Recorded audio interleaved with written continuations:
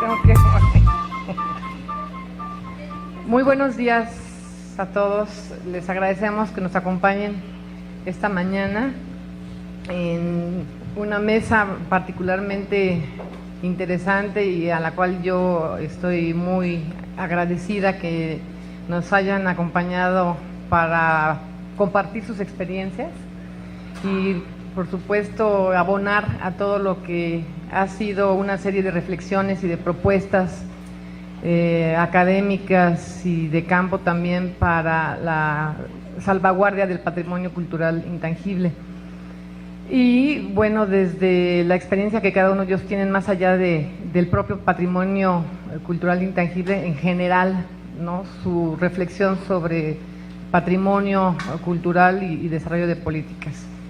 Quiero comentarles que estos ponentes, doctores, que saludo y nuevamente agradezco su presencia, forman parte de un grupo, hoy por hoy, un grupo interdisciplinario de políticas culturales que participa en el diálogo y la reflexión sobre la construcción de acciones en torno a las políticas culturales de Conaculta. Entonces, afortunadamente son colaboradores, especialistas con los que desde hace años, Rafael Mesa, que también es amigo querido, nos hemos juntado a trabajar y en esta ocasión podemos nuevamente compartir experiencias. Y voy a empezar por de mi izquierda a derecha a presentar a los doctores para que podamos empezar con las participaciones. Tenemos a la doctora Rosana Ponzanelli Velázquez. Buenos días, doctora. Ella es doctorante en Sistemas y Ambientes Educativos por parte de la Universidad de Guadalajara Virtual. Cuenta con 3 maestrías, Educación a Distancia y Nuevas Tecnologías Aplicadas a la Educación, a través del convenio académico entre las Universidades Carlos III de Madrid, la Universidad de Alicante y la Universidad Autónoma de Barcelona. Tecnologías avanzadas en educación por parte de la Universidad de Tepeyac y en artes visuales por parte de la Academia de San Carlos en la Universidad Nacional Autónoma de México. Realizó un posgrado, especialización en entornos virtuales de aprendizaje en el Centro de Altos Estudios Universitarios del Instituto de Formación Docente de Virtual Educa, del Instituto Iberoamericano del TIC y Educación de la Organización de Estados Iberoamericanos. Forma parte del grupo, como les decía, interdisciplinario, cuenta con cursos sobre nuevas tecnologías, el arte y la educación como pensamiento computacional, programación, aprendizaje, resolución de problemas, creatividad, plataformas, CEL-SICA, educación online, entre otros. Ha participado como ponente en diversos congresos y coloquios, como el Congreso Internacional de Educación Virtual EDUCA, el Coloquio de Educación Media Superior a Distancia, Red de Universidades a Distancia, el 5º Encuentro Internacional de Paulo Freire en la Asociación Nacional de Pedagogos en Cuba. Durante el periodo 2013 al 2014 fue becaria del Programa de Apoyo a Proyectos de Investigación e Innovación Tecnológica en la UNAM y actualmente es investigadora de la Red Iberoamericana de Comunicación y Divulgación Científica, Iberoamericana Divulga. Siri, no queremos ahorita. Dice Siri que se nos ofrece algo. No, doctora, bienvenida.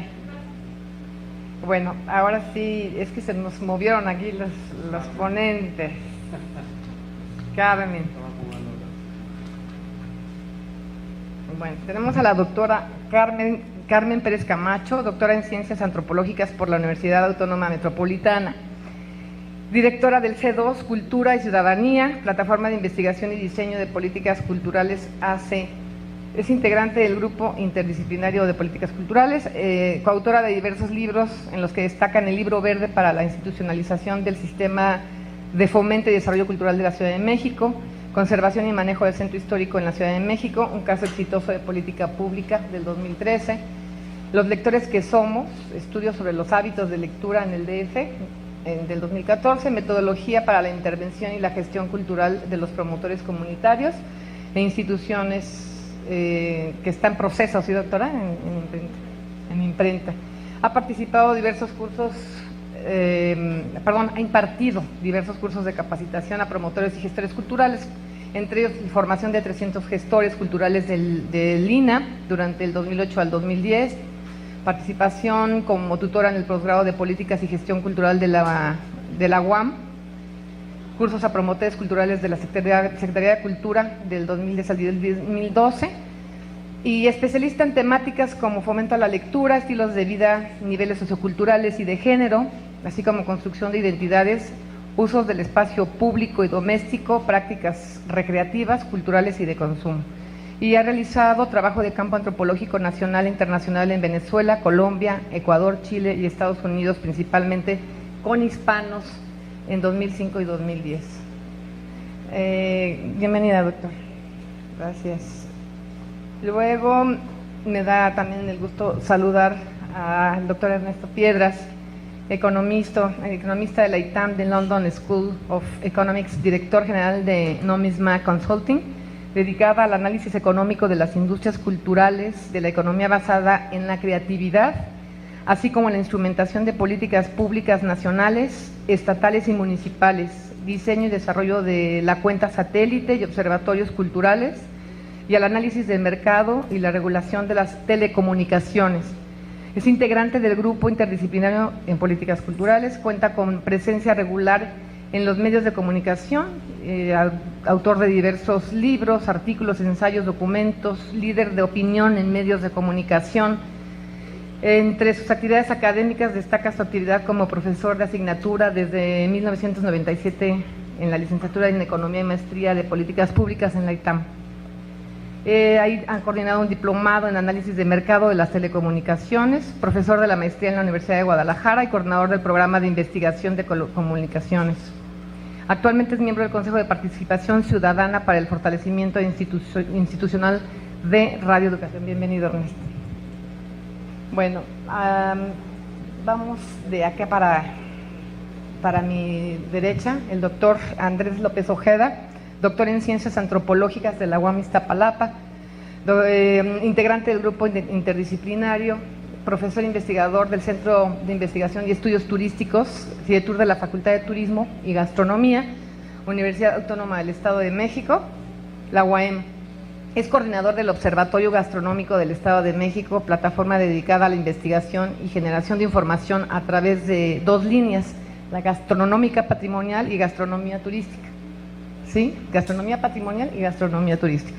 Profesor de la maestría en agroindustria rural, desarrollo territorial y turismo agroalimentario del Instituto de Ciencias Agropecuarias y Rurales de la UAM.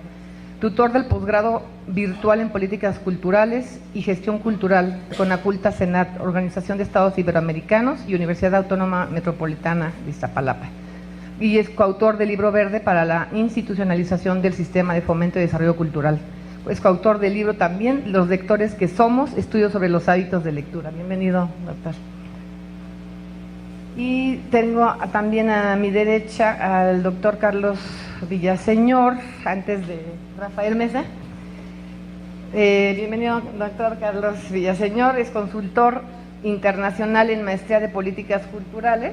Ay, gracias, que me estoy hasta mucho calor. Gracias. Es consultor internacional en materia de políticas culturales para el desarrollo sostenible. Forma parte del grupo de expertos UNESCO-UE en gobernanza cultural y economía creativa en la Convención de la UNESCO 2005 de la Cultural Economy Network y de la Latin American Studies Association.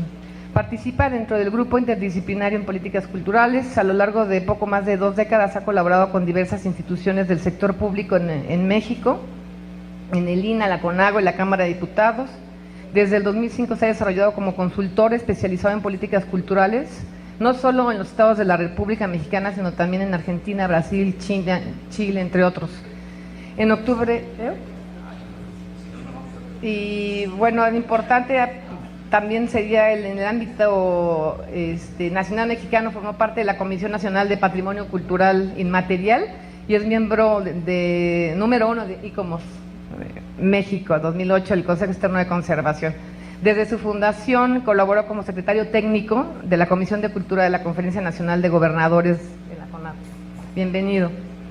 Y aquí finalmente les presento al doctor Rafael Mesa Iturbide, filósofo también, sociólogo, forma parte de este grupo que les comento, el cual participa observando y reflexionando sobre estas acciones de política cultural y políticas públicas, miembro del Consejo Ciudadano del Desarrollo Social del Estado de Morelos, presidente del Consejo Consultivo de la Fundación Comunitaria Morelense, fue director de Prospectiva y Desarrollo de Políticas Culturales de la Fundación Cultural de la Ciudad de México, en la que organizó el Consejo Académico de la Fundación Cultural, coordinador y coautor del Libro Verde de Políticas Culturales. Como verán, tenemos a estos coautores de esta publicación importantísima del sexenio pasado en el gobierno de la Ciudad de México, con la que concluimos y cerramos las políticas de la Secretaría de Cultura, y es coordinador de la adhesión de la Ciudad de México a la Agenda 21 de la Cultura en la Secretaría de Cultura de la Ciudad de México, y de la nominación de la ciudad como capital iberoamericana de la cultura. Bienvenido, doctor. Vamos a hacer una participación de cada uno de ellos, un tiempo aproximado que yo les iré regulando. Después abriremos un espacio de preguntas y al final, para ir concluyendo y cerrando, iremos respondiendo a las mismas. Yo le quiero pedir en ese sentido, y desde este enfoque en el que fueron convocados para abordar las reflexiones alrededor de lo que es el patrimonio cultural intangible, al doctor Ernesto Piedras, que pudiera él abrir esta sesión en relación al tema de la economía del patrimonio. Mil gracias, Nina.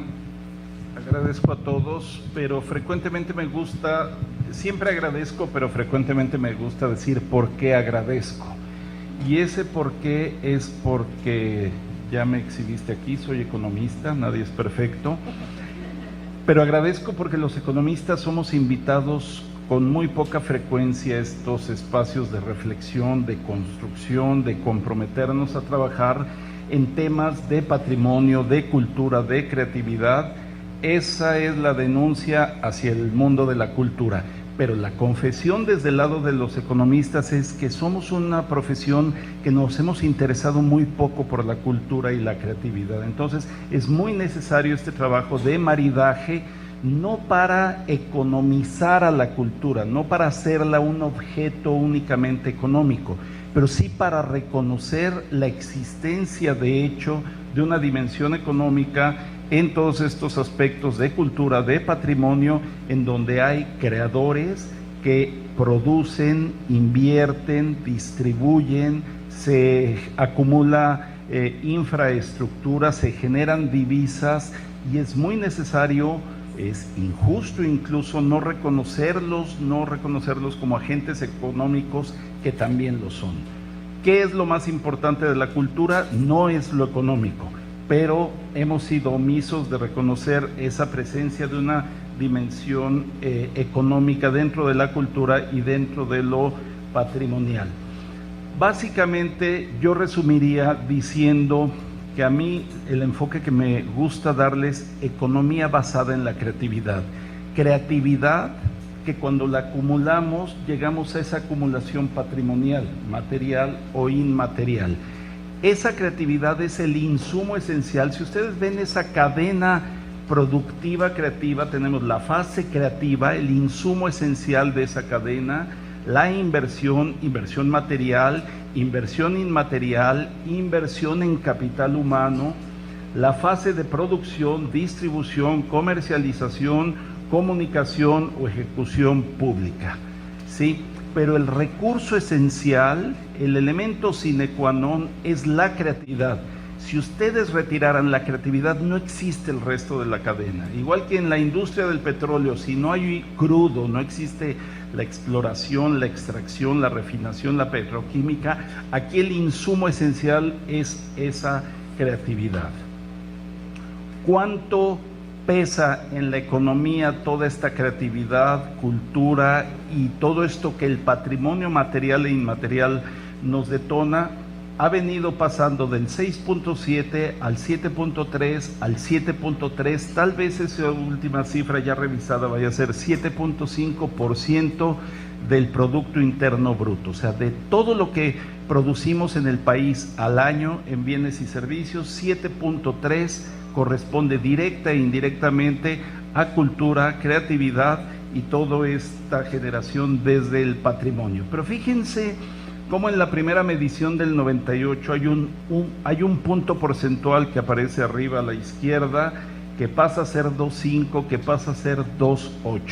Eso es lo que en mis análisis llamo economía sombra. Es lo que va costando cada vez más trabajo medir, ¿sí?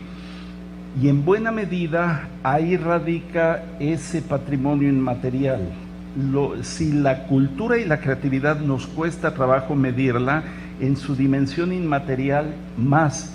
Y hace un rato conversábamos durante el desayuno, decíamos, en este patrimonio inmaterial cohabitan las tradiciones más añejas de nuestras culturas con las manifestaciones más contemporáneas de la digitalización, el streaming, el peer-to-peer y todo lo que venga adelante. Por eso, ese punto porcentual del 6-7 pasa a ser hoy el 40%, o sea, 4 de cada 10 unidades materiales e inmateriales que generamos dentro de este mundo de la creatividad son ya esta economía sombra. Podemos decir, son ya resultado de esta dimensión inmaterial. Mi preocupación de economista es los instrumentos de medición están perdiendo capacidad para esa medición. El número no es el fin último. El tema en mi última lámina va a ser ¿y qué hacemos con esos números? ¿Cómo orientamos presupuestos? ¿Cómo fomentamos audiencias? ¿Cómo apoyamos a los creadores? Son un insumo. Pero es como el perder la capacidad de medición, es como que ustedes fueran al médico o yo, y si antes nos decían pesas 85 kilos, hoy como ya no hay una aproximación plena, una medición exacta de ese peso, nos dijeran, pues mides entre 50 y 120 kilos. ¿Cómo reacciono? Estoy con buena salud, con mala salud, debo cambiar mis hábitos deportivos, de alimentación, de vida. Esa salud es lo que nos interesa ir mejorando permanentemente en este mundo de la cultura y la creatividad. El escenario no es fácil. Vean en esta siguiente lámina cómo nos hemos convertido en el Homo Telecom, el hombre de la comunicación a distancia. Fíjense en términos de consumo, como hace 24 años, en 1991, en promedio los mexicanos gastábamos 111 pesos al año en servicios, no en comprar equipamiento, solo por pagar nuestros recibos. Hoy pagamos 60 veces más que eso. Somos ese Homo Telecom y no es que hablemos 60 veces más, es que esa comunicación se ha convertido en buena medida en contenidos creativos. Hablamos más, hay muchísimos celulares hoy, 104.3 millones al mes de junio pasado y creciendo, pero casi todas estas plataformas tecnológicas que están viendo, y además hago un paréntesis aquí para decirles, si alguien quiere mi presentación o si quieren escribirme y les mando mis libros en formato electrónico, háganlo, se los dejo de cualquier forma, Nina. Mi correo electrónico es epiedras@epiedras.net, repito, epiedras con ese al final, @epiedras.net. O sea, pero ¿por qué vinculo compartirles mi material? Porque es lo que hacemos hoy, compartimos contenidos audiovisuales, de texto, de imágenes, por las vías tecnológicas. Este Homo Telecom es de compartir contenidos. Vivimos en una época en que parece que antes hubiéramos sido todos tontos y ahora todo es inteligente. El teléfono inteligente, la tableta inteligente, la televisión inteligente, el refrigerador, las lavadoras, las chamarras, los autos, ya son muy inteligentes ellos. Pero son contenidos los que están viajando por aquí. Entonces, esta dimensión inmaterial, nos preguntamos, ¿tenemos ya un marco de política cultural, nociones presupuestales, definiciones listas para esta dimensión inmaterial que es la digital? ¿O seguimos viviendo, decíamos hace un rato, en el mundo cultural del acetato? y tengo la impresión que vamos corriendo muy atrás y a veces lo satanizamos, ¿sí? Pareciera que todo lo que viaja por las redes es ilegal. Yo no cometo ninguna ilegalidad al ofrecerles compartir mis libros, soy el autor, soy el titular de los derechos de autor. Si hay un tema de legalidad que atender, pero hay una capacidad tecnológica que hace, y sigo hablando como economista que soy, ya ven que todo lo visualizamos como oferta y demanda. En el lado de la oferta, los creadores crean diferente. Piensen en un compositor de hace 50 años. La típica imagen era la cantina, la borrachera, la guitarra, apuntar en una servilleta, al día siguiente recuperarla, ir a un estudio de grabación, grabar un acetato, ir a la radio y presentaciones. Muchos, no digo que todos, de los creadores musicales hoy son de laptop, en donde escriben su canción, hacen ahí sus arreglos, lo suben a MyCloud o antes MySpace, cobran por PayPal. La aproximación de este creador a sus audiencias ya es muy diferente a la anterior, y las audiencias y los públicos nunca hemos tenido acceso ni apropiación de tantos contenidos creativos como lo hacemos hoy.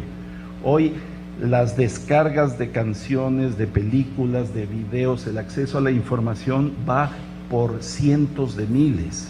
Un melómano de nuestra generación teníamos 1000 acetatos, 12,000 canciones. Hoy cualquier chico tiene 250,000 canciones. Entonces, ha cambiado, insisto en la pregunta, y desde la esfera de la política cultural, de la política patrimonial, nos hemos digitalizado. Me quedo en principio con un no suficientemente. Unas ilustraciones nada más de lo que he encontrado para Morelos. Desarrollé con mi equipo este ICASE, Índice de Capacidades y Aprovechamiento Cultural de los Estados, en donde sigo con mi visión economicista: oferta, demanda e infraestructura, ese capital que es necesario para que creadores y audiencias se encuentren e interactúen. Quien me escriba, les digo, les comparto esto y el estudio completo, agrego ahí una serie de variables y vean qué interesantes resultados. Los estados que aparecen en color azul son los que quedan, como es un índice, es base 100. Los que están arriba de 100 están en azul, luego entre 80 y 100 en amarillo y en gris abajo de 80. Me llama mucho la atención que Morelos queda en 9º lugar. Fíjense, porque los demás estados, si los ven, son en general estados de alta industrialización: Distrito Federal, Nuevo León, Jalisco, Estado de México, y Morelos se inserta ahí. Hace rato decíamos cuánto importa la geografía, y parece que en el caso de Morelos pertenece a un ecosistema de geografías y ciudades que le inserta en esta dimensión de alto aprovechamiento de sus capacidades culturales. Me voy más al detalle. Aquí pueden ver el índice rankeado. Les cuento por qué lo ranqué de esta manera ordinal, porque lo que yo busco es, con este índice era generar reacciones en los responsables de políticas culturales. Y al decirle a alguien, tú eres el 3 o tú eres el 32, generé las reacciones más iracundas en contra del índice y por consecuencia en contra mía.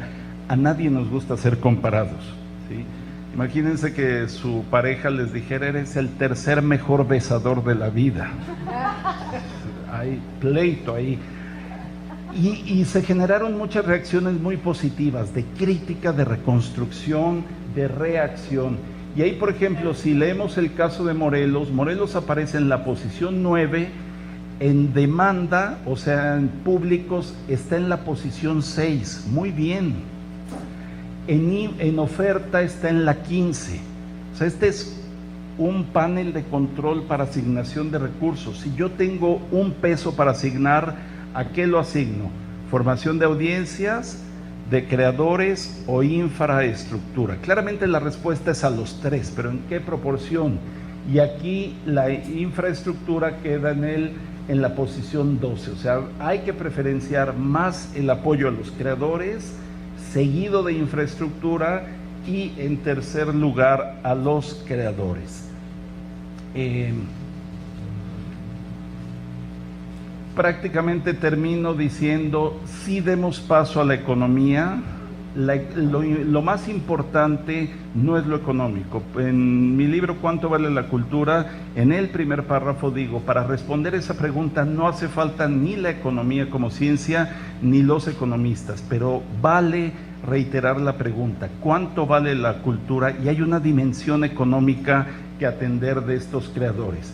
Pero este sector del patrimonio material e inmaterial, de la creatividad, de la cultura, es el único que simultáneamente genera valor económico y bienestar. Cada peso que se genera en el sector ya es por sí mismo bienestar. Eso no sucede en el petróleo. Ese peso que contamina, que tiene sindicatos, hay que convertirlo a camas de hospital, a aulas escolares, a espacios patrimoniales, y aquí el peso que generamos desde la cultura ya es al mismo tiempo valor económico, empleo, inversión, producción, etcétera, y bienestar. En consecuencia, es desarrollo integral, es el único sector intrínseco para ambos elementos del desarrollo. Termino diciendo, como economista no propongo que creemos una bodega de números, sino que tengamos análisis cualitativo, cuantitativo, para aplicarlo en el diseño, instrumentación y evaluación de políticas públicas y políticas culturales que nos permitan cada vez mejorar la salud de este sector creativo, patrimonial y de la cultura. Paro aquí, Nina. Gracias. Muchas gracias, doctor Piedras.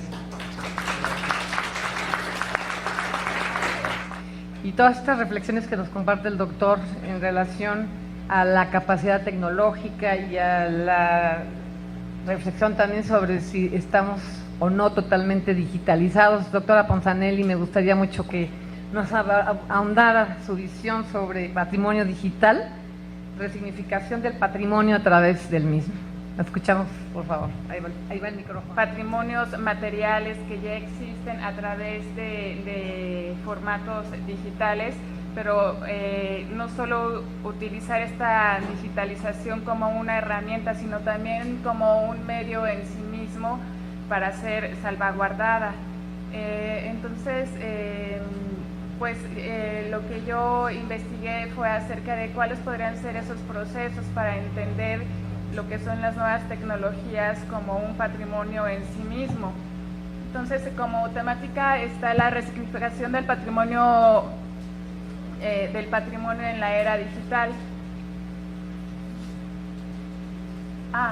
Perdón.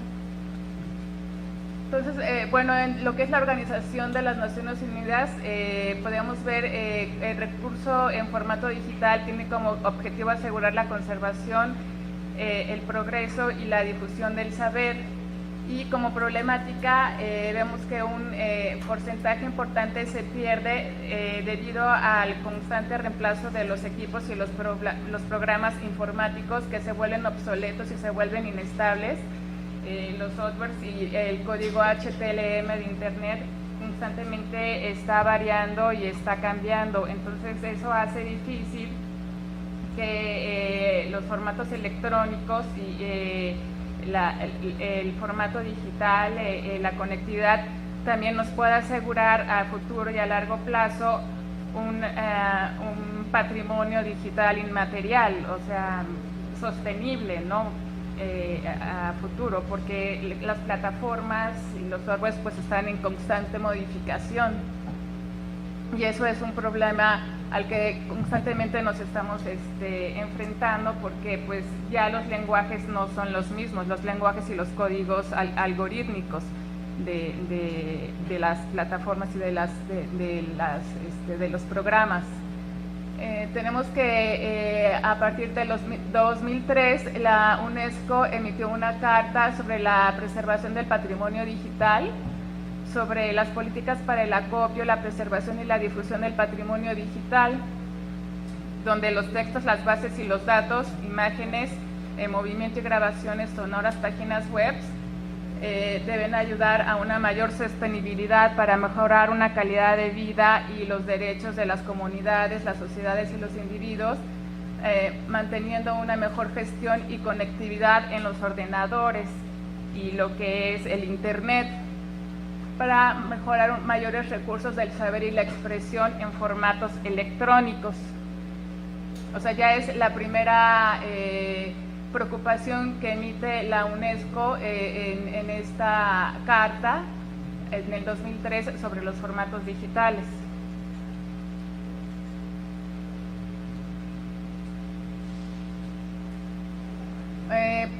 Posteriormente, en el 2005, la Asamblea de las Naciones Unidas proclama el día 27 de octubre como el Día Mundial del Patrimonio Audiovisual, y para salvaguardar la conservación de las imágenes en movimiento y el registro alternativo permanente de los métodos tradicionales, materiales que siempre se habían salvaguardado a través de películas y radio y televisión y grabaciones, pero ya en formatos digitales, pero a partir de lo que serían esos documentos y esa catalogación, gracias Carmen, pero ya en formato digital. Pero como se sabe, es un problema que no se ha resuelto porque todos estos programas se vuelven obsoletos y estos códigos HTML también.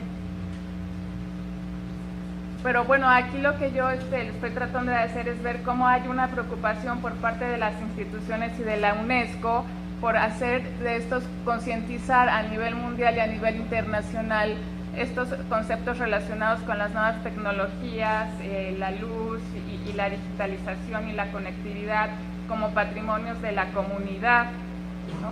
Nosotros como comunidades sentimos identificados con las nuevas generaciones, sobre todo la generación web o la generación en Internet, como dice el doctor Piedras, sobre estos patrimonios inmateriales, desde que son los rituales o de los pueblos indígenas y las nuevas prácticas de las nuevas generaciones, como dice él, hablar ya no del patrimonio cultural, sino del inmaterial, sino de los patrimonios culturales inmateriales, ¿no? Porque pues a partir del surgimiento de las prácticas en la web en 1995, precisamente con la web 1.0 y posteriormente con las redes sociales en el 2000, en la década del 2000, ya, en el Facebook y en Twitter, ya pues han existido nuevas prácticas y una nueva cultura, formas de comunicación que han trastocado las relaciones sociales. Entonces, hay que ver si realmente en estas convenciones que se han emitido o que han emitido la UNESCO, realmente estas nuevas generaciones se sienten identificadas para que ellos consideren lo que es o no patrimonio cultural. Claro que, como decía el doctor Ribón, pues debería haber expertos que ayuden a tratar de entender, pero ¿qué tan involucrada está la sociedad o qué tantos beneficios te trae a la sociedad? Y bueno, en lo personal, yo en mi trabajo que he hecho durante mis investigaciones, las nuevas generaciones y sus prácticas en Internet es algo que me preocupa mucho, sobre todo sus prácticas en las redes sociales, porque no podíamos dejar de hablar sobre sus prácticas culturales como esto que hace acá en Chile, ¿no? La contracultura y las redes sociales, las culturas urbanas en Internet. Entonces, pues esta cuestión del 2015 a llamarlo el Año Internacional de la Luz y las nuevas tecnologías basadas en la luz tiene como propósito entender cómo la luz y sus tecnologías benefician a la humanidad, mejorar la educación sobre el saber científico, fortalecer la colaboración internacional, divulgar los inventos del siglo XIX y XX sobre la luz, fomentar la investigación en torno a la luz y sus aplicaciones, incrementar el interés por la tecnología de la luz y la sostenibilidad, ¿no? Para una mejor calidad de vida. Y tenemos también los intentos o las propuestas que han hecho las instituciones públicas para salvaguardar este patrimonio, tanto material como inmaterial, a través de las bibliotecas y los repositorios digitales.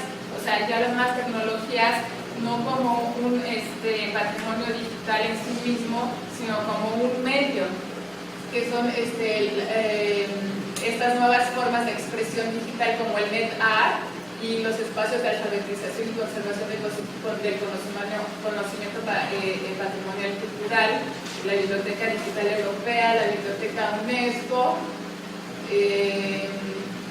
Bueno, el doctor Márquez habló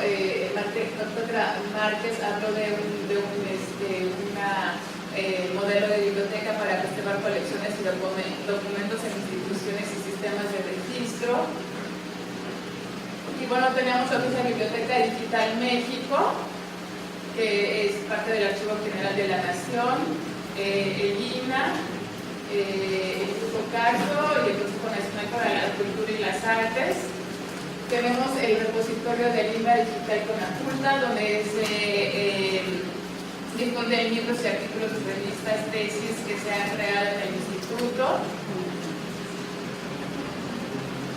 Tenemos la Fototeca Nacional de México, que es una red nacional de fonotecas.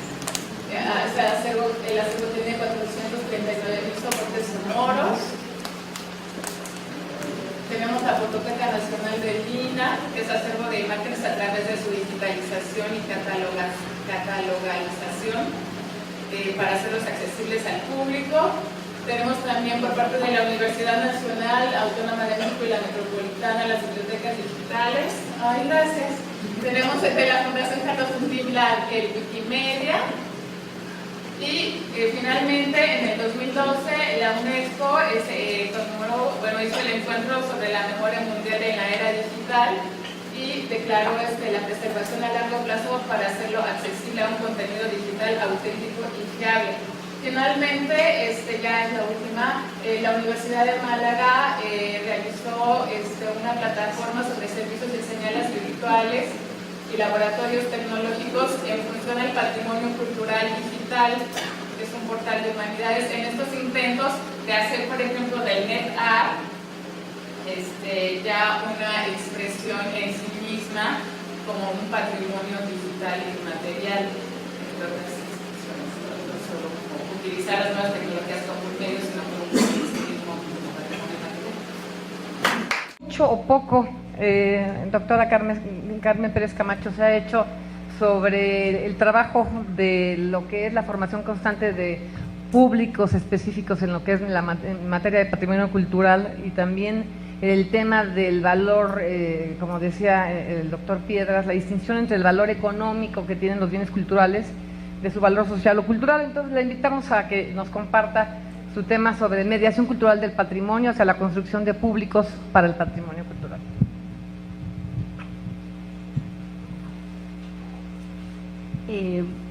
Buenos días, muchas gracias Nina, muchas gracias Rafael, gracias a todos. Es un placer compartir la mesa con todos ustedes y con el público.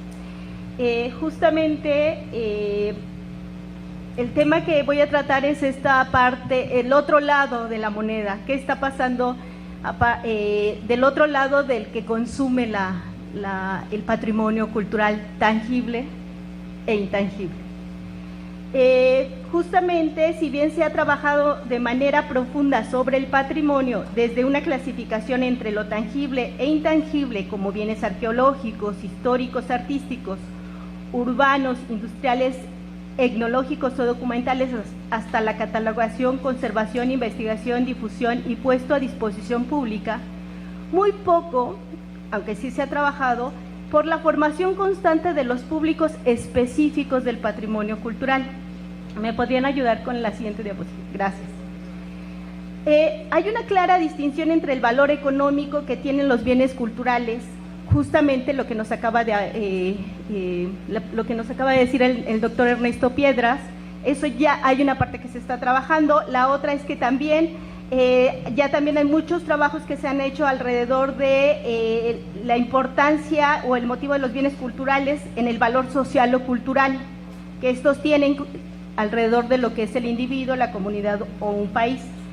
No obstante, en este valor social todavía no se ha logrado fortalecer su vínculo con la formación y enseñanza del patrimonio. Justamente lo que les estoy presentando aquí es un FODA, donde este tema de las fortalezas están como muy claro todo lo que se ha hecho, pero es una construcción en la idea de la preservación. Por ahí hay un teléfono que anda sonando. De la preservación. Es muy importante, se ha trabajado por ahí, falta mucho, por supuesto, pero justamente el otro lado es la parte más débil. Este valor social todavía no ha logrado fortalecer su vínculo con la formación y enseñanza del patrimonio. Hay estudios, y esto también ya nos ayudan, es que se han revisado el valor educativo y el uso didáctico del patrimonio. En el caso de México, estos trabajos que se han hecho mucho en España, todo este valor didáctico, cómo utilizarlo, cómo eso construye no solamente un tema de cultura general, sino también de identidad, y construye sobre todo la parte, construir ciudadanía desde el patrimonio cultural. En el caso de México hay poca presencia de la enseñanza patrimonial. Por ejemplo, en los programas de estudio se vincula o se resume lo patrimonial al conjunto de fechas o lugares que los estudiantes deben memorizar. Todavía falta estar dentro de la tendencia que implica acercar al patrimonio desde lo emocional, es decir, a través de la relación estrecha que se produce entre el bien patrimonial y el ciudadano.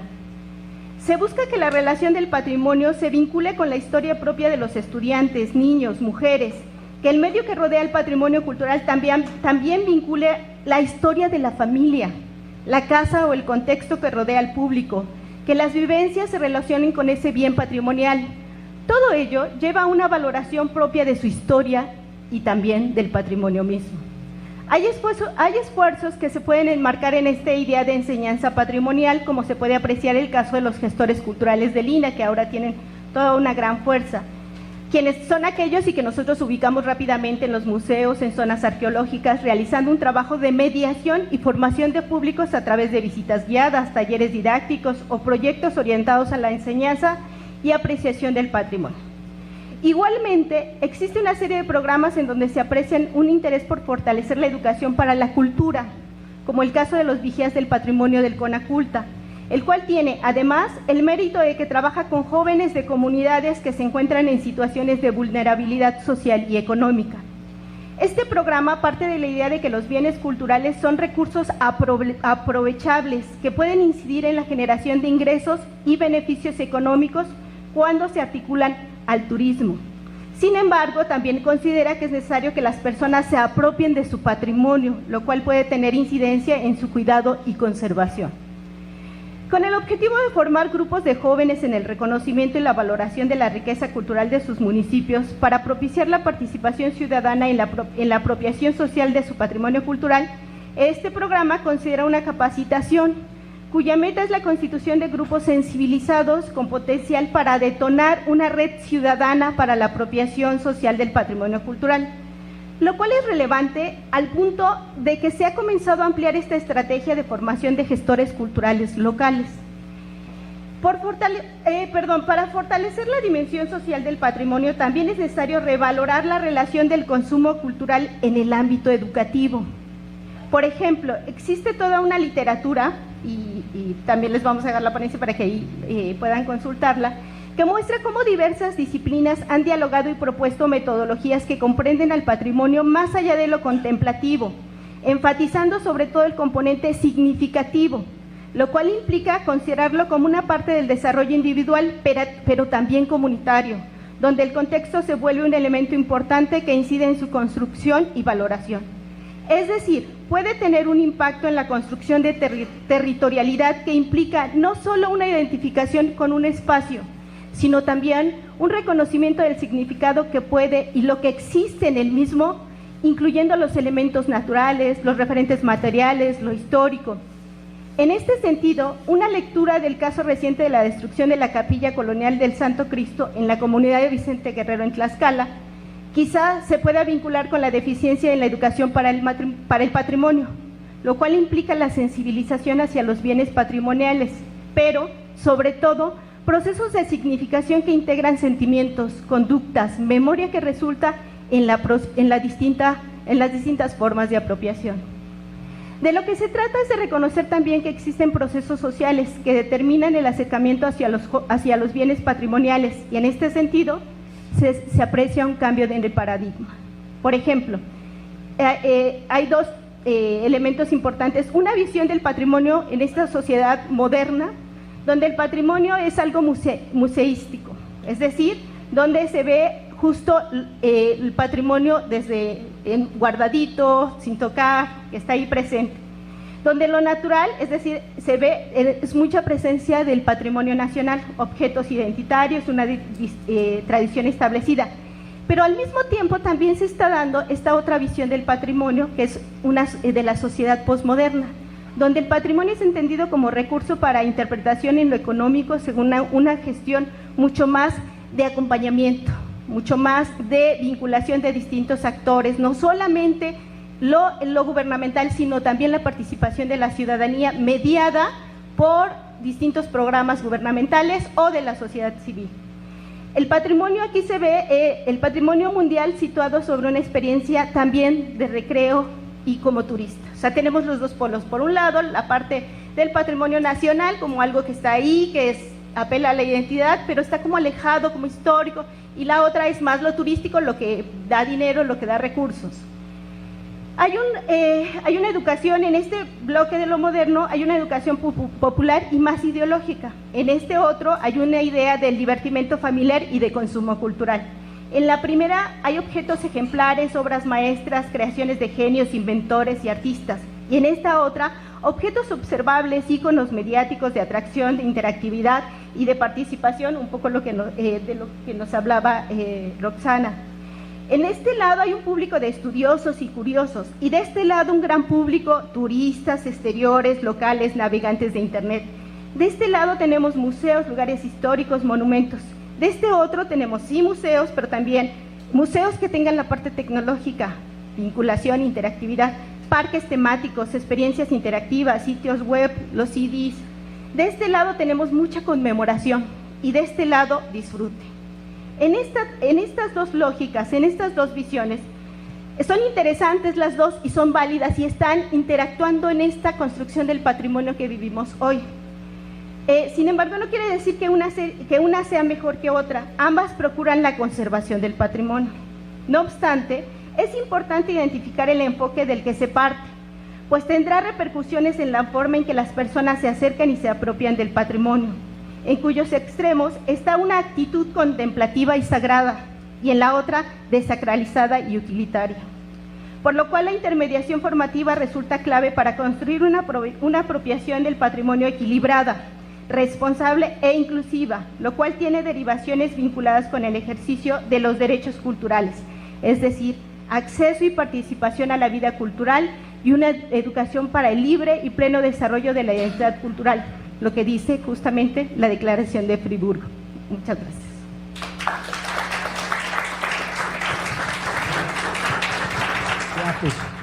Por un tema cultural pasó del 17% en 1997 al 31% en 2017.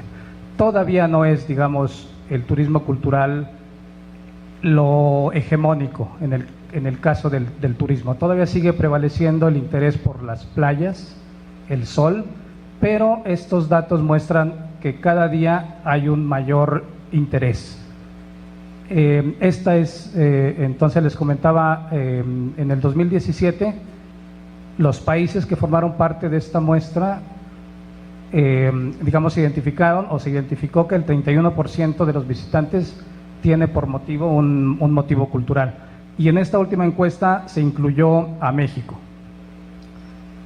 Por lo demás, no hay muchos datos, más algunos de estos que yo he encontrado en diversos fuentes que aparecen en la parte de abajo, pero otra vez, ¿no? Son básicamente en términos económicos.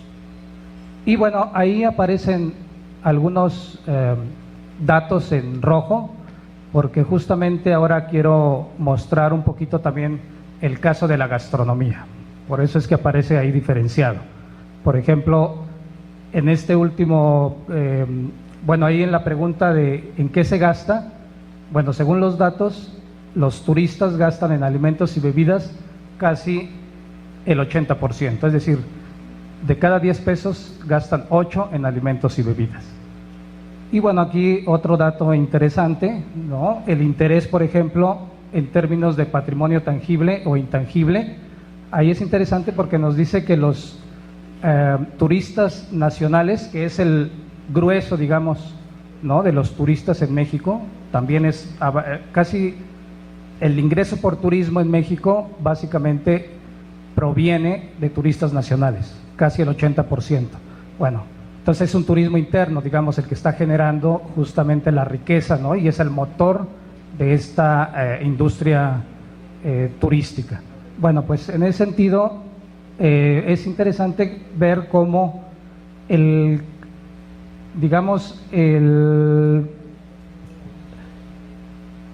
la mayor cantidad de turistas nacionales prefieren el patrimonio intangible, a propósito, ¿no?, del tema de la mesa. Ahí el 52%. Y este grupo mayoritario específicamente tienen preferencia por un tipo de patrimonio muy específico, como es el de las gastronomías regionales.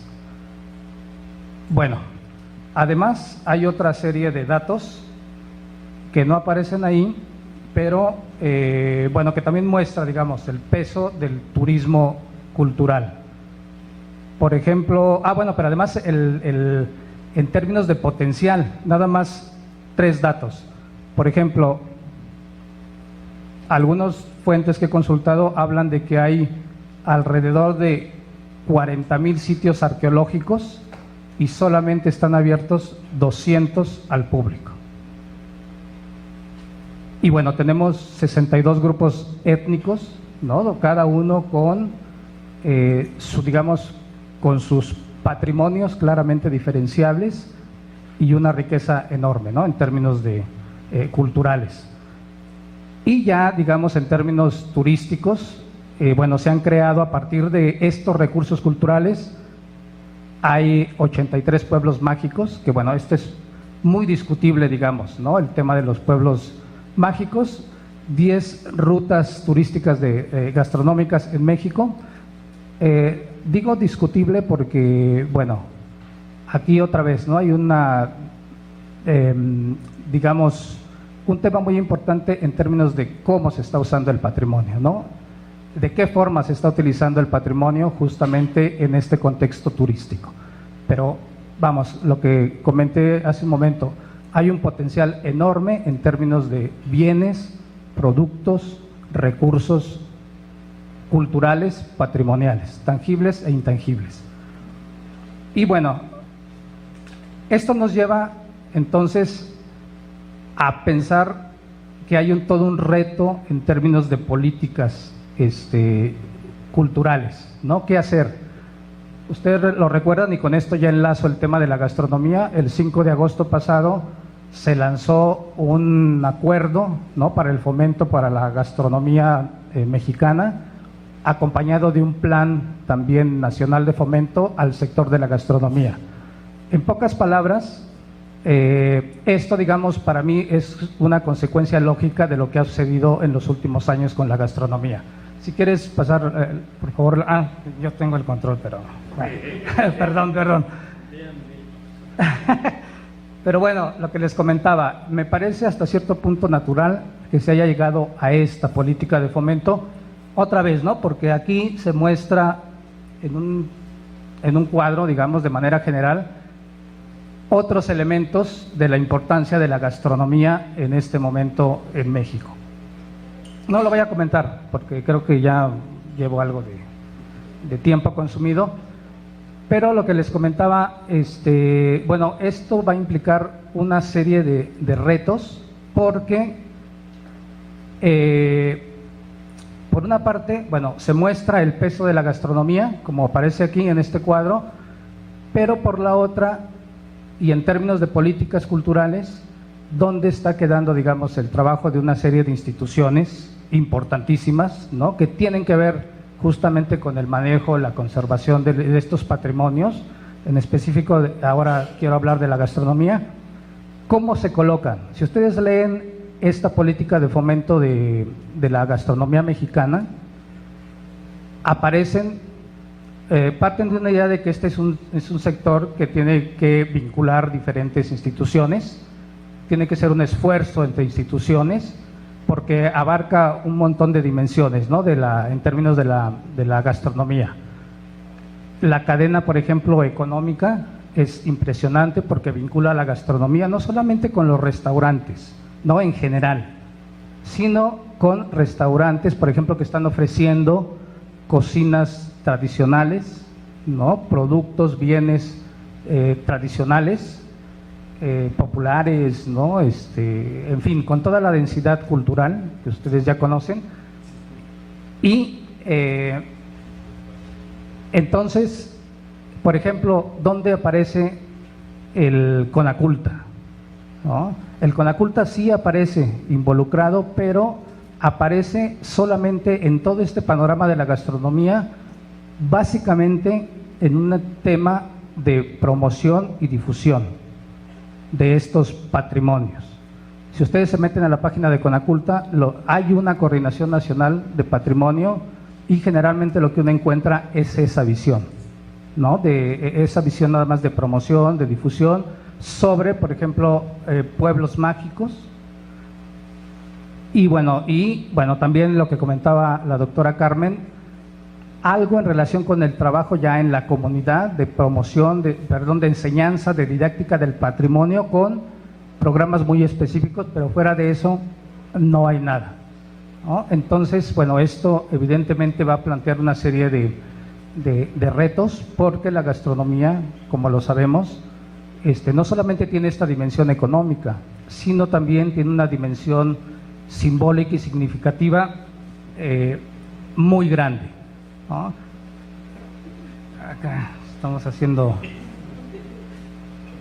Bueno, aquí entonces, en este sentido, hay una serie de problemáticas que habría que reflexionar, que es un tema que involucra a una diversidad de actores, a una diversidad de grupos de interés institucionales, privados, evidentemente, comunitarios, organizaciones civiles, justo por eso, ¿no? Porque la gastronomía está vinculada, que ahí están otros ejemplos, está vinculada a una serie de elementos que son muy trascendentes, enfatizo, y ya con esto termino, no solo en el terreno económico, sino también en términos patrimoniales, de generación de identidad cultural, y también en términos de construcción de territorios, que también aquí con esta última lámina ya concluyo.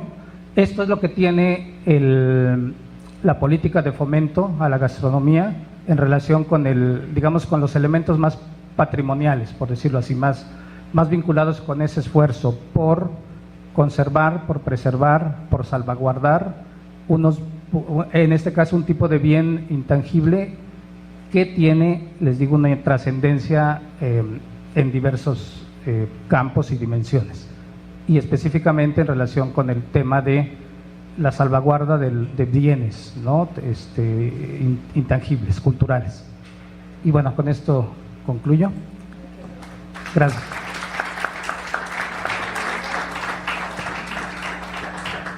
¿Dónde quedan las instituciones precisamente? ¿Cuál es el trabajo, el esfuerzo, el compromiso de estas instituciones? ¿Cómo orientamos los presupuestos?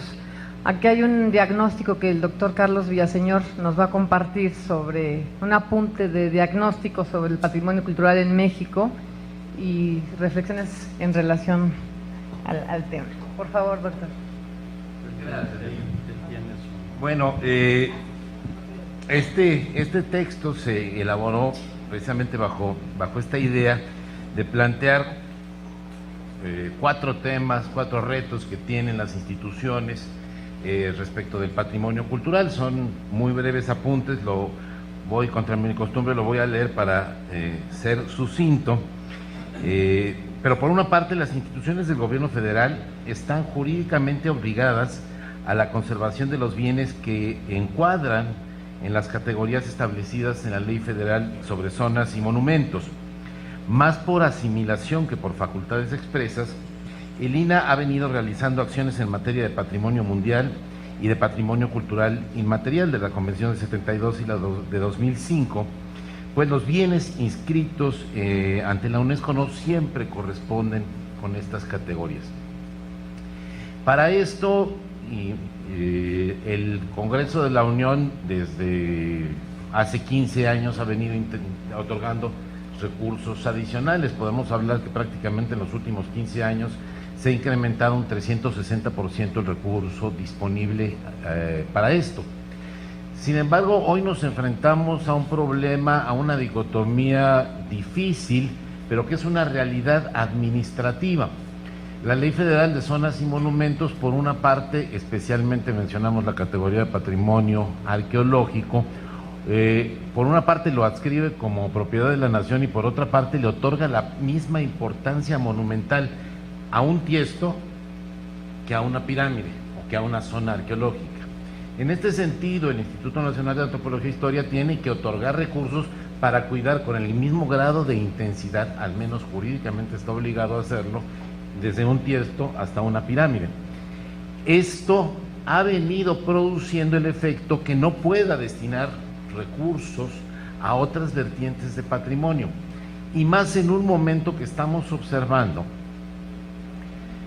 que lamentablemente las categorías de monumento que establece la ley federal, tanto en los monumentos arqueológicos como los monumentos históricos y los monumentos artísticos, si las leemos con cuidado, corresponden a bienes emblemáticos de factores reales de poder que estuvieron vigentes en la colonia y en alguna manera en el siglo XX. Y esto lo vemos de manera muchísimo más intensa en actividades como la de este Congreso. El patrimonio cultural, la noción que hemos construido desde los 70s de patrimonio cultural, básicamente a partir de la Convención de 72, nos hace construir esta noción de patrimonio monumental, edificado, conservable, consistente, que tiene que ser transmitido y explicado por los especialistas y que, insisto, ha venido perdiendo capacidad significante para la población en general, precisamente por esta condición de que es reflejo de los bienes emblemáticos, de los factores reales de poder, frente a la otra realidad del patrimonio inmediato que construye identidad, que nos permite generar cohesión, que nos permite generar sentido cotidiano. Si observamos con cuidado en las pláticas que nos han antecedido, pareciera que estamos viviendo dirían en inglés, un overwhelming, que nos está apabullando la necesidad de encontrar un sentido económico al patrimonio. Tenemos que encontrar un sentido del desarrollo a partir de lo económico, pero no nos perdamos, lo que estamos buscando es encontrar un nuevo sentido del desarrollo a partir de lo identitario. Y esto nos lo demuestra el Congreso, porque en domingo tenemos en 6 sedes a 50 personas en cada una de las sedes, escuchando una conferencia. ¿Cuánta gente no diría que pudiéramos pensar en muchas mejores alternativas para entretenernos, para encontrar alternativas al ocio? Y sin embargo, el problema de fondo que estamos discutiendo es cómo reconstruir el sentido de nuestro desarrollo desde lo propio, pero con el gran dilema institucional de atender unas categorías canonizadas de patrimonio cultural que ya no responden a la capacidad significante que requiere el país. Y por otra parte encontramos categorías de patrimonio que no están siendo representadas y que no pueden ser apoyadas por la institución, porque al no estar establecidas en ley no se les puede destinar recursos porque estaríamos cometiendo desviación de recursos, y que sin embargo hoy estamos viendo que son las que significan a las personas. Hoy estamos abriendo que la posibilidad de hablar de nuestro patrimonio sin la mediación, sin la necesidad de la explicación institucional de por qué eso es patrimonio, es lo que nos está cuestionando, es lo que nos está permitiendo compartir, es lo que está generando redes, pero no redes informáticas, sino redes de personas. que comparten, que negocian, que identifican y que terminan produciendo un sentido, un discurso intracomunitario, un discurso intercomunitario y un sentido de nación desde lo propio, por la agregación de la identificación de valores que nos cohesionan. Hoy lo que estamos hablando es del sentido del desarrollo. ¿Y qué vamos a hacer con el patrimonio cultural en esta nueva etapa? ¿Qué vamos a hacer con esta realidad totalmente distinta, donde a principios del siglo XX, para aquellos que somos del siglo XX, pero de finales, tampoco. Hombre, ya me deprimí, ya no decía. ¿Qué vamos a hacer a principios del siglo XX? La cultura ajena, las propuestas simbólicas distintas, y aquí soy absolutamente seguidor de Bonfil en cuanto a la teoría del control cultural, que no por ajeno no podamos apropiarlo, pero bueno, esa es otra historia, pero era muy identificable el lugar de llegada de la cultura ajena, era el camino real, era el camino de entrada a pueblo. Ya con la televisión, el camino de entrada de la diversidad cultural, pues era a través del espacio aéreo, pero teníamos la enorme ventaja que nos sentábamos todos en la televisión y compartíamos esos códigos. Probablemente, siempre en domingo, probablemente el Chavo del Ocho no son el mejor ejemplo de valor cultural a ser compartido, pero la televisión y la necesidad de sentarnos juntos nos cohesionaba y produjo un sentido, y produjo un lema que era mucho más allá que un lema comercial. México era la voz de América Latina desde México. Desde México se hacía identidad cultural en América Latina, cosa que ya ha dejado de pasar. Y esto es grave. Pero hoy nos encontramos frente a esta situación que a principios del siglo XX la cultura, la negociación simbólica de soluciones de relación entre las personas y de las personas con el entorno ambiental ha cambiado radicalmente. Si con la televisión nos metimos a las salas de los hogares, con las nuevas tecnologías nos estamos aislando de los otros. Nos ponemos nuestros audífonos y vemos nuestra pantalla y estamos en un territorio absolutamente distinto, donde se crea identidad con independencia del territorio físico. Y esto tiene consecuencias para la construcción de una identidad nacional, pero tiene consecuencias para la seguridad nacional. Y en este sentido es un tema de política pública desde lo cultural, de política pública que reconozca a la cultura como el cuarto pilar del desarrollo. Que no podemos, y esto lo decía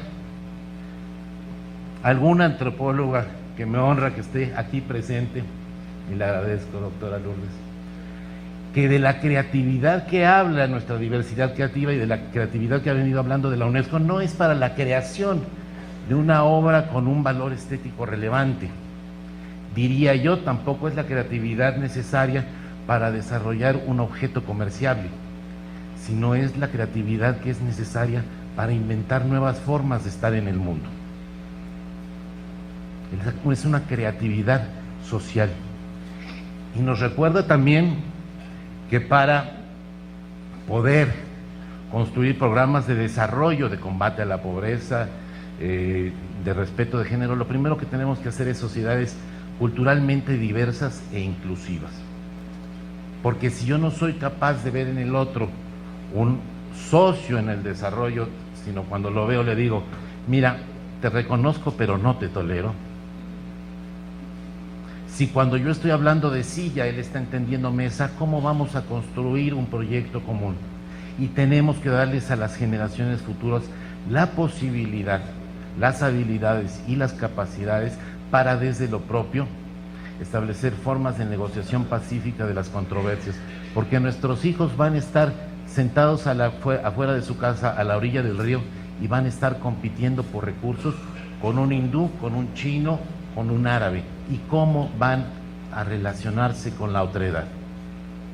Entonces la discusión de patrimonio cultural no es una discusión entre especialistas y no especialistas, entre portadores y no portadores, sino aquí. ¿Cómo? Y insisto mucho, nos lo está demostrando este Congreso, un Congreso que difícilmente pudiera tener el mismo número de gente, es un Congreso de patrimonio edificado, nos lo está demostrando. Tenemos que sentarnos, no hablar de categorías y de términos difíciles como salvaguarda, patrimonio cultural, conservación, preservación, restauración, consolidación, sino qué somos y cómo esta diversa manera de ser nosotros mismos nos permite construir una nueva noción de desarrollo, trabajar en conjunto y relacionarnos pacíficamente en el camino. Perdón que haya variado un poco el contenido de la propuesta, pero gracias. Muchas gracias al doctor Carlos Villaseñor. Además, le pirateó también aquí al maestro Rafael Mesa un tema que iba muy relacionado precisamente con la importancia del sentido del desarrollo a través de lo identitario, de lo propio y el valor intercomunitario. Rafael nos va a hablar precisamente, nuestro querido Rafael Mesa, sobre patrimonio e identidad como política cultural y algunos instrumentos que sirven, algunas herramientas para aterrizar estas prácticas. Bueno, pues prácticamente lo que dijo Carlos. Entonces, pero desde Morelos, que eso es importante. No los vas a necesitar porque... Bueno, yo quiero hacer varias reflexiones a raíz de esta mesa y de estas propuestas, sobre todo desde distintos enfoques. Una es la aceleración del conocimiento.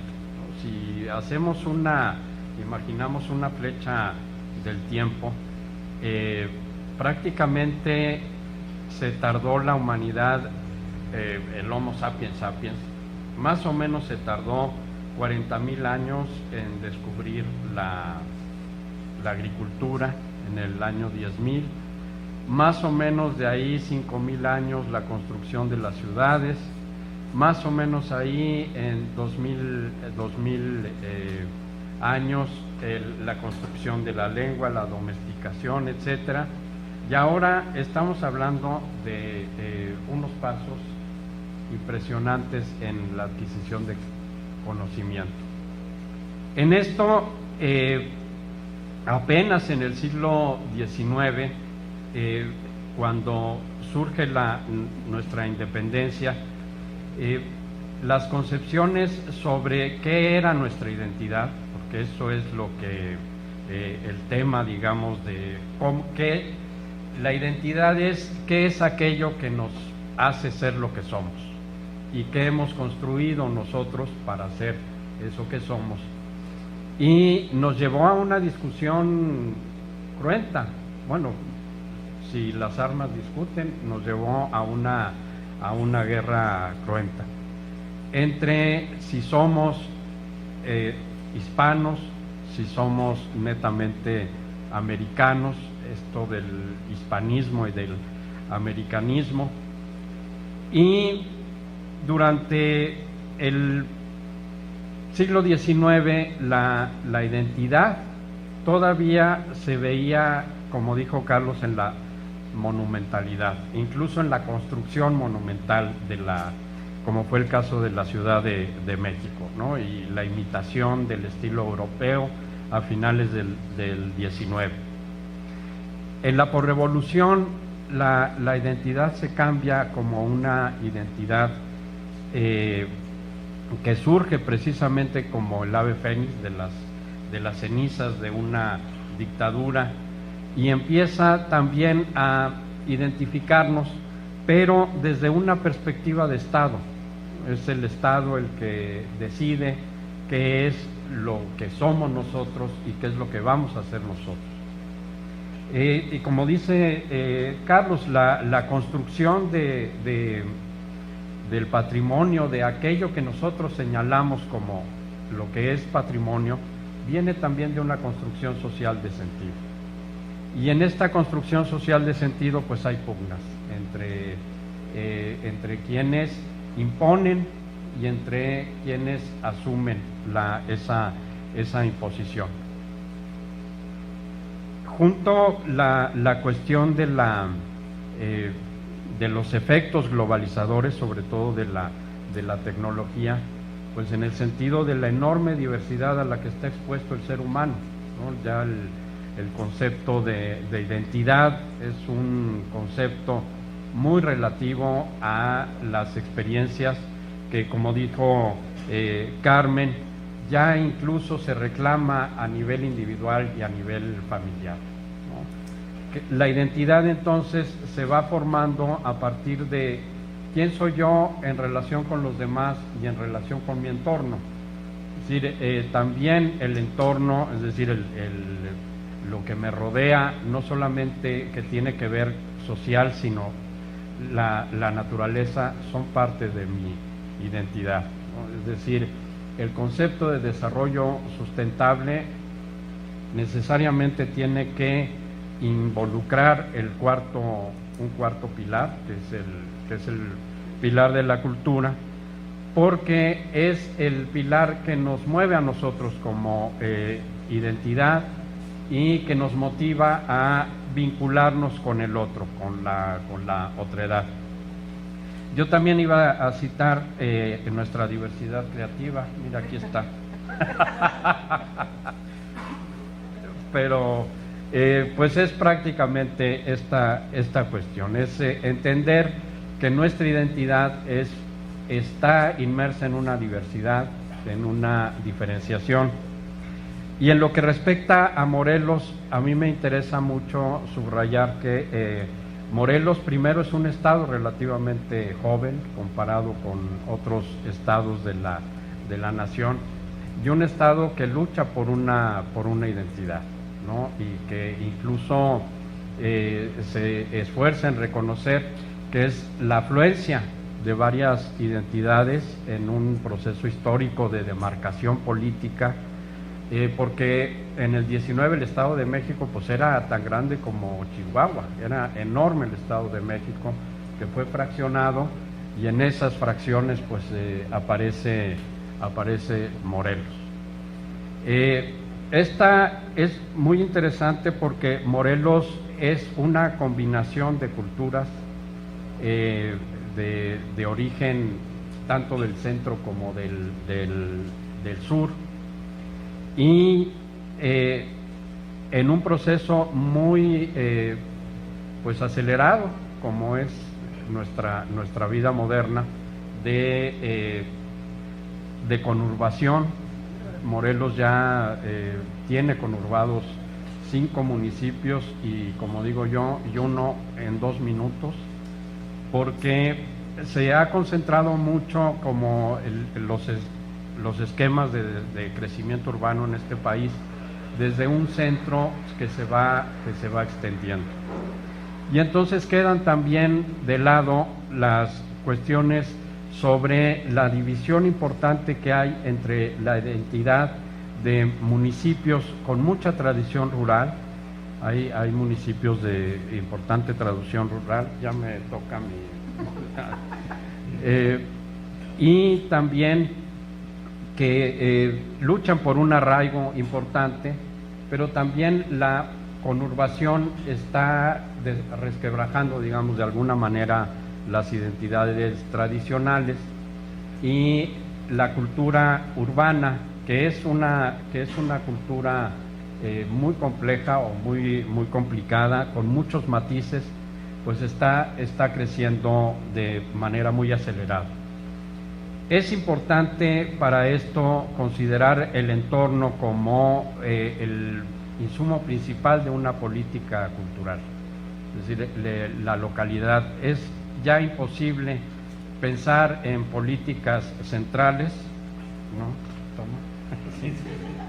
Es imposible ya pensar en políticas centralizadas desde un centro que sabe o tiene información de fuera, sino que se tiene que formar incluso en la reflexión de los grupos, ¿no? De las redes que en sociología se distinguen como redes de interacción cuando hablamos de redes entre personas, ¿no?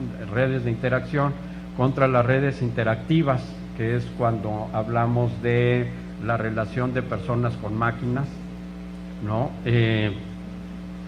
Y que las dos son muy importantes, como ya hemos visto aquí y como nuestro acelerado desarrollo en términos tecnológicos ha mostrado, pero que sí se necesita una reflexión importante. El cuarto pilar de la cultura lo que lleva es también a un cambio cultural en el sentido del desarrollo y la producción de significados, con la pregunta de quién pone el sentido. Si son los ciudadanos los que viven, los que tienen la experiencia, los que ponen el sentido, o si son los gobernantes los que de alguna manera lo imponen. Y antes de que me lleve la otra tarjeta, pues quiero agradecer mucho la presencia de ustedes y pues a Nina, muchas gracias por tu invitación y pues es todo lo que tengo que decir. Gracias. Gracias. Rafael ha tocado un punto muy importante que es nuestro enfoque y precisamente el impacto que queremos de estas políticas, particularmente en el estado de Morelos y con instrumentos como lo que es Agenda 21 y particularmente pues la idea de que sea una forma de tener políticas culturales de lo local.